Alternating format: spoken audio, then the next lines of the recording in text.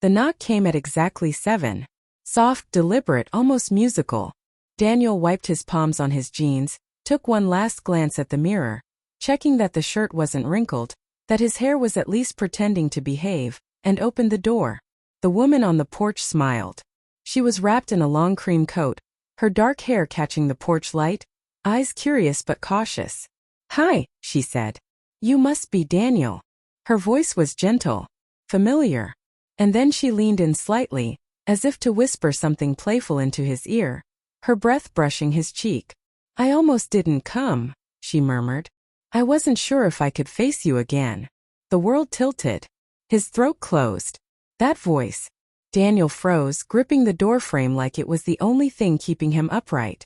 Because the woman standing in front of him, the woman he was supposed to be meeting for a first date, was Hannah. His ex-wife. The woman who had torn his heart out 5 years ago. For a moment neither spoke. The silence between them pulsed with unfinished sentences, ghosts of old fights, nights of cold sheets and tears on the kitchen floor. Hannah's lips trembled into something that tried to be a smile. "You look good," she said softly. He stared at her, unable to process the absurdity of it all. His ex-wife, had shown up as his blind date. Come in," he muttered, stepping aside automatically. Her perfume drifted past him. Jasmine and something else, something that once meant home. Inside, the living room glowed with soft lamplight. The table was set for 2, candles flickering, the faint scent of roasted garlic and rosemary in the air. He'd spent the afternoon trying to make everything perfect, for someone else. But apparently the universe had a sick sense of humor. "Your friend Melissa set this up?" Hannah asked, sitting down slowly, her hands folded tightly in her lap. "Yeah," Daniel said, rubbing his temple. "She said she knew someone from her book club who might be a good match. I didn't know that someone was me." Her voice cracked just enough to sting. They sat across from each other, 2 ghosts sharing a dinner neither of them had the stomach for. Daniel's mind kept replaying the night everything ended, the shouting, the suitcase, the final slam of the door. He remembered her tears, his silence, the deafening sound of trust collapsing. He had been a different man then. Bitter. Working too much. Absent even when he was home.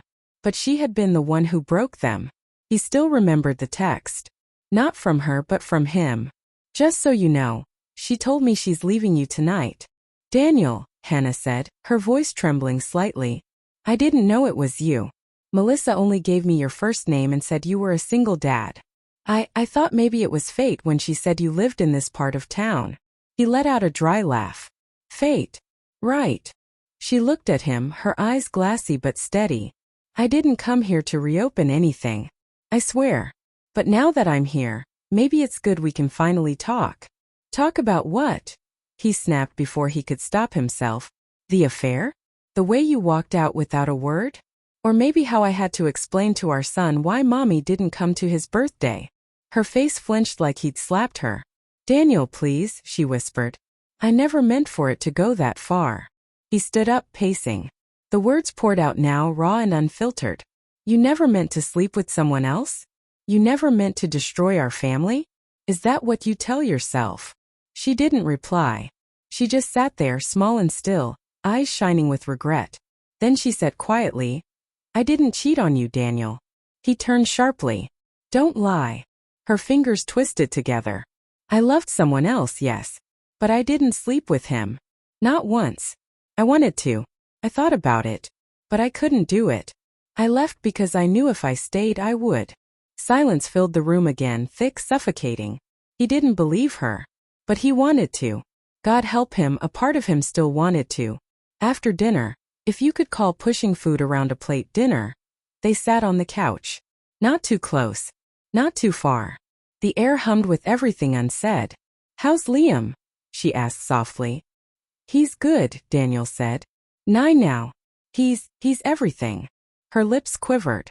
"Does he ever ask about me?" He hesitated. "Sometimes. I tell him you're doing okay. That you love him." Tears slipped down her cheeks. "Thank you for that." He swallowed hard. "Where have you been all this time, Hannah?" "Trying to live with myself," she whispered. "Trying to forgive what I did. What I almost did." He looked away, fighting the knot in his throat. You could have called. You could have written. I tried. 100 times. But I thought it would hurt you more. He gave a bitter laugh. You think disappearing hurt less? She didn't answer. Instead, she reached into her bag and pulled out a folded piece of paper. I wasn't going to give you this. But I think you deserve it. He opened it slowly. It was a letter. Dated 3 months after she left. Her handwriting, familiar loops, soft curves. Daniel, if you're reading this, it means I didn't have the courage to say it to your face. I didn't leave you for him. I left because I became someone I didn't recognize. You stopped seeing me and I stopped seeing you. The night you found those messages, he was just a mirror reflecting everything I missed in us. But it was you I loved. It was always you. Daniel's vision blurred. The words twisted under the tears he refused to let fall. He looked up at her, shaking. Why show me this now? Because I heard you were trying to move on. And when I realized this date was you, I needed to tell you the truth before you did.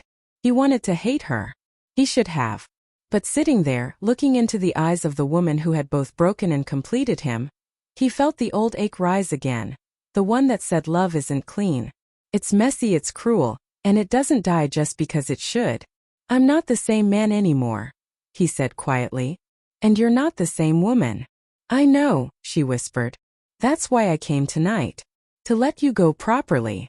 He nodded slowly, his chest tight. Then say it. She took a shaky breath. Goodbye, Daniel. He closed his eyes, the words slicing through him. Goodbye, Hannah. She stood, lingered by the door, and for a fleeting second, he thought she'd turn around. But she didn't. The door closed softly behind her. The next morning, Daniel made pancakes for Liam. The house smelled of butter and syrup, laughter filling the air. Then as he reached for the plate, his phone buzzed. A message from an unknown number. She's gone, Daniel. Hannah passed away last night. Heart attack in her sleep. He stared at the screen. Time stopped. His hands trembled. His chest constricted until he couldn't breathe. The letter still sat on the counter where he'd left it. He unfolded it again, his tears blurring the ink. At the bottom, a line he hadn't noticed before. If I never get the chance to say it out loud, please know, I was never unfaithful to you. I only ever loved you. I just forgot how to show it. Daniel pressed the paper to his chest, the sound of his son's laughter echoing from the living room. And for the first time in years, he let himself cry, openly, fully, without restraint. Because sometimes betrayal isn't what you think it is. Sometimes it's love, lost, misunderstood, and never given the chance to be forgiven.